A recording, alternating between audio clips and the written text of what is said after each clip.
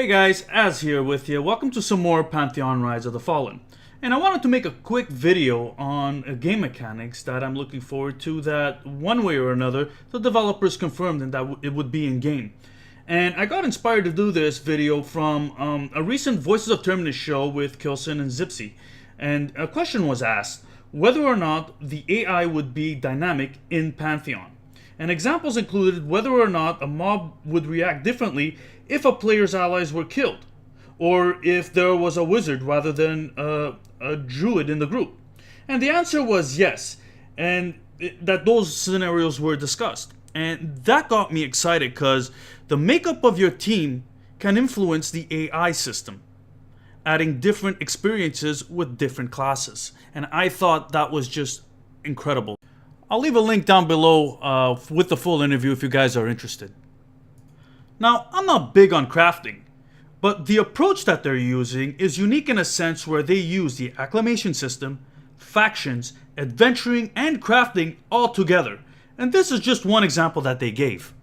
This is what I was speaking of earlier, talking about the scorching environment inside of the frigid environment. This to get onto the anvil, even to stand this close to it, will require scorching acclamation.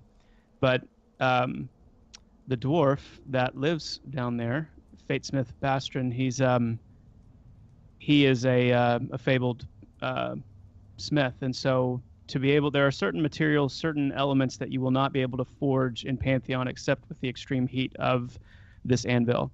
And so trade skillers who are wanting to forge, that very high-end stuff will need to acclimate to the scorching environment to come here and begin building their relationship with Fatesmith Bastron and ultimately able to use his anvil to create some of those materials. So this is just an example of how we're already building in content, forward thinking a little bit about some of that higher tier crafting experience.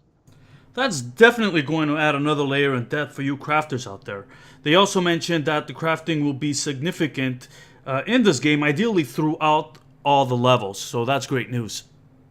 Another aspect of the game that piqued my interest was the climbing system. How certain classes have certain perks and how certain skill levels influences your climb. Here's what they had to say about that. The climbing skill is going to be a major part of every class's arsenal, every player's arsenal.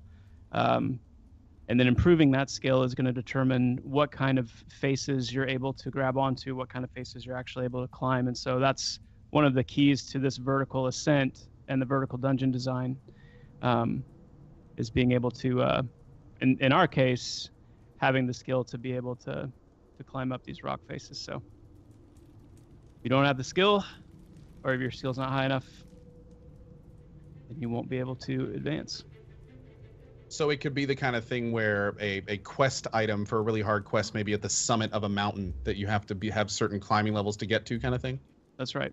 Absolutely. And it won't be limited to just climbing faces. Certain classes like rogues, for example, will have ropes that you'll need to use in certain environments when there aren't any climbable surfaces. And so there's going to be several different climbing elements that make up play. Adding another layer of character progression with vertical dungeon design is something that I'm sure a lot of adventurers are looking forward to. I know that I am. I'll leave a link down below in case you guys haven't seen the full stream. Another thing people are excited about, I know I am, is the perception system. In case you haven't heard, the perception system it basically encourages players to explore their surroundings and get involved with certain quests. Should you complete the quest, your character can become a keeper, which makes your character see things that others don't, which opens up a whole new storyline for you and your group. The acclamation system is something that I'm most excited about, using equipment and potions to overcome the game's environment. Now, whether it's frigid, scorching, toxic, pressure, wind shear, anaerobic, you can mix and match them. For example, a toxic and scorching can be matched if you're near a volcano, or pressure and anaerobic if you're deep underwater, which again adds more depth to the game and character progression. The developers of Pantheon have put a lot of thought into the gameplay, and I for one am really excited and looking forward to experiencing these game mechanics with my friends, guildmates, and the community.